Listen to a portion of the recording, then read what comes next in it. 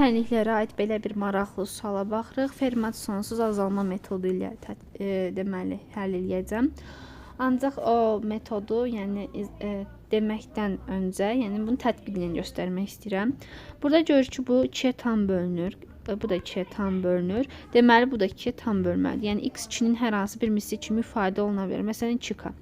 2k'nın kubu 8k kubu üzərinə gəlsin 2y kubu bərabərdir 4z kubuna. Hər tərəfi də 2-yə bölsək 4k kubu üzərinə gəlsin y kubu bərabərdir 2z kubuna. Məsələn, buradan y-ə bir 2t deyək. 4k kubu üzərinə gəlsin 8t kubu bərabərdir 2z kubuna. Hər tərəfi 2-yə bölsək 2k kubu üzərinə gəlsin 4t kubu bərabərdir z kubuna. Deməli, burada da z-ə məsələn nə deyək? Deyək 2a.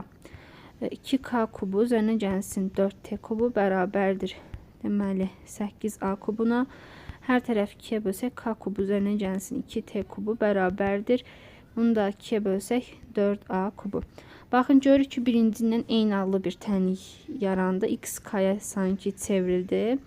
Y t-yə və z də a-ya.